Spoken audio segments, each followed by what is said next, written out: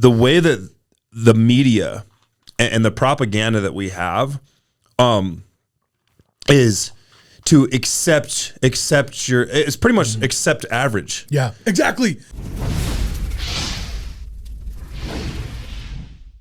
Do you see competition or that, especially in basketball and even in sports today and in NFL and NBA? I feel like we're losing the competitive edge that we used to have. We 100% are. Like you said, it's a lost art, and it's very rare. And when you find it, those are the athletes that I'm the closest with. Yeah. That come to my gym, and I can name every single one of them. I'm like, these are my guys, right? Because it's 100% lost. You know, I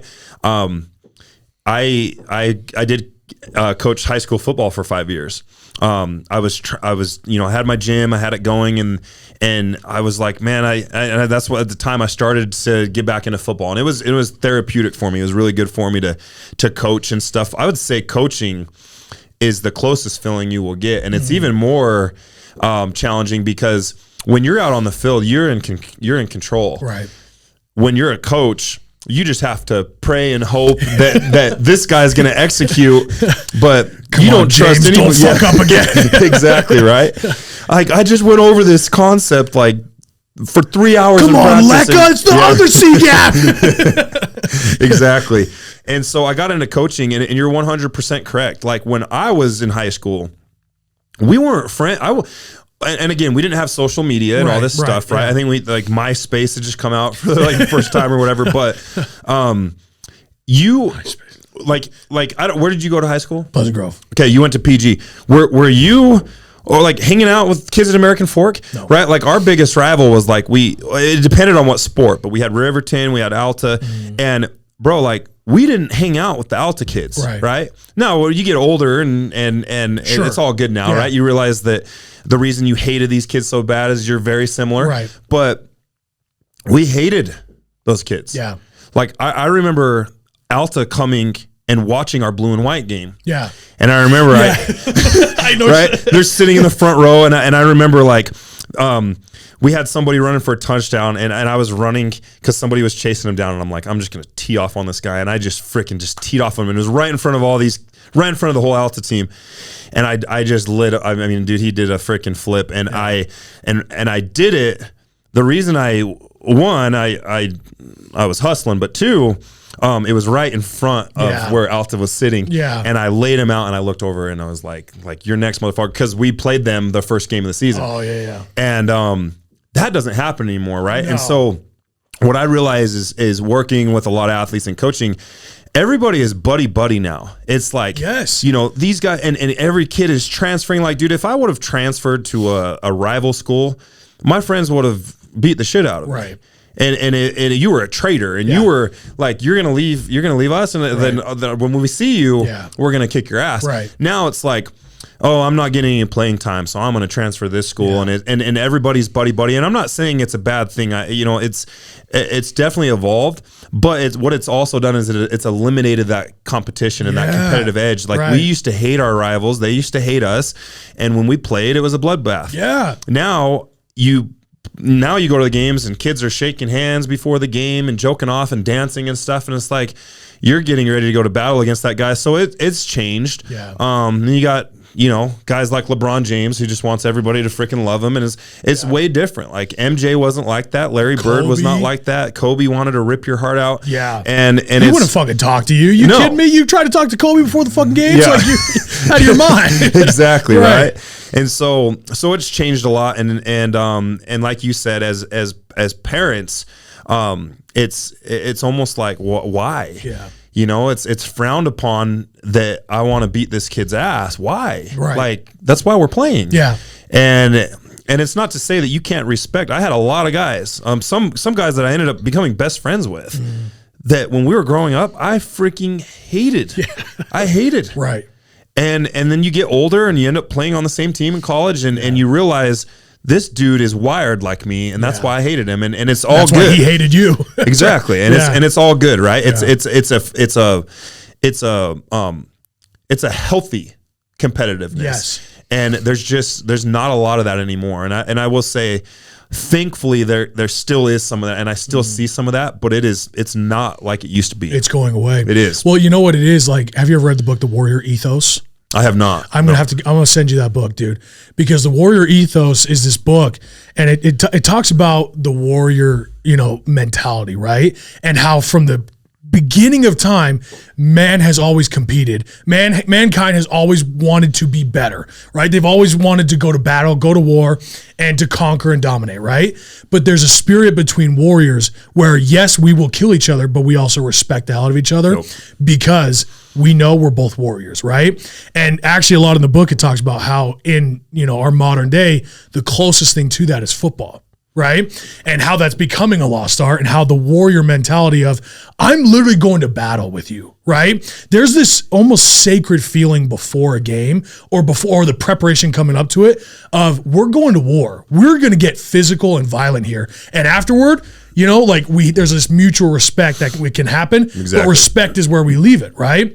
And that's the thing, is like, we can respect each other, we can compete against each other at the same time, right? Yep, 100%. And what's wrong with wanting to be the best? My motto of Alpha Influence is be great or be nothing, because that's what my father told me at a very young age. My dad was very hard on me too. Yep. If I was ever scared of a baseball, he took me home that night and threw baseballs at me. Yep. Right? Yep. If I ever looked like I flinched, my dad, like before I got hit by or something, my dad would put me in the Oklahoma drills over and over and over, shit like that, right? Yep. And I'm grateful for that, because it taught me to compete. It taught me to strive for the best I can be. And that motto, be great or be nothing, has offended so many people. Yeah. Oh yeah. I'm like, well, if you're not great, then I'm just nothing. It's frowned. It's the way that our whole entire society is right now. Right. The way that the media and the propaganda that we have, is to accept it's pretty much accept average. Yeah, exactly. Right? I mean, there's literally saying like accept weakness, like it's okay to be weak in this shit, right? There's fitness magazines with like 350 pounder on them, and it's this is the new healthy, and it's like bullshit. No, it's not. No, it's not. You're gonna die soon. And it's like, let's call a spade, right? Like this is not so, but they're trying to weaken us as a society. I agree. It's okay to be 150 pounds overweight, and it's in reality, no, it's not. No, it's not okay. Amen. And so if you're trying to reach the top, or if you're trying to, reach your full potential, it's like, oh, this guy he's an asshole, or he's selfish, or he's this and this and that, or he's just like full of himself or whatever. And it's like, that should be what's rewarded. Yes. Right. And nowadays there's no incentive to be great. Right. Right. It's like kids show up to practice, and parents just think your kid's going to play because he showed up to practice. Yeah, and participation. Participation trophy. Exactly. Well, your kid was dicking off the whole time. Yeah. He didn't know the playbook. Yeah. He doesn't know this. So this guy shows up, he watches film, he stays after, he lifts weights, he's in the film room, studying the plays, and and he's watching his opponent, and when he shows up, he's just way better than your kid that comes in. But it's like, well, everybody should play. Everybody deserves to play, and it's how society is right now, and that's why it's so easy for you to win. Right. Because like literally, it's so easy to win because it's like, everybody else wants to be out. Like, I'm not saying everybody else, but the way that society is, it wants to make you feel like you belong if you're just not going to live up to you can just be average. You can be 200 pounds overweight and you can be healthy, right? And you can make minimum wage and you're still fine. Right. Yeah. And that's just the way that everything is portrayed now, and then people buy into it. Yes. Why? Because of course they buy into that. Oh yeah, you're right. I can do that. Yeah. I can let off the brakes a little bit. Yeah, exactly. And so it's a shame, man. And honestly, it all starts with the parents and how they're raised, right? And so that's the biggest thing is, and why I'm so grateful for how I was raised is because I've seen it firsthand, and I know what it feels like. I know what it tastes like. I know what it smells like, and there's no other way. There's no other way for me. So I get pissed when I see people with tons of potential that are lazy, man. It absolutely pisses me off. Agreed.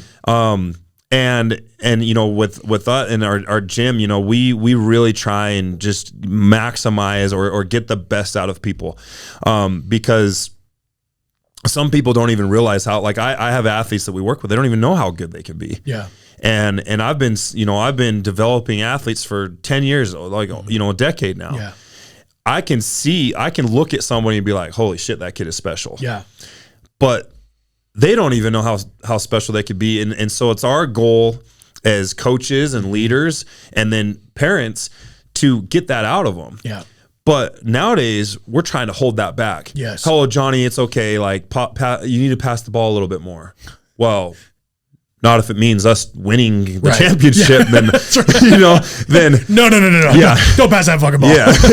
Right. So now it's like, hey, don't step on anybody's toes. Let's walk around on eggshells. Let's not be a dog, because we don't want to offend anybody. And we don't want to hurt somebody's feelings. And when we were like, when I was in high school, it was like either keep up or get off the team. Right. Like if you're not going to bring it, then just don't even show up. You're dead. And it's totally fine. I can still be friends with that guy. Absolutely. Right? Like off the field, we're still friends. But on the field, you're going to hold our team back. You're going to drink all our fucking Gatorade. You're going to eat all of our sunflower seeds. So just go do that on the sideline, though. Like, we're still homies, but like, don't hold me back from reaching my goals. And that's the biggest thing, man. And it is becoming a lost art. I agree.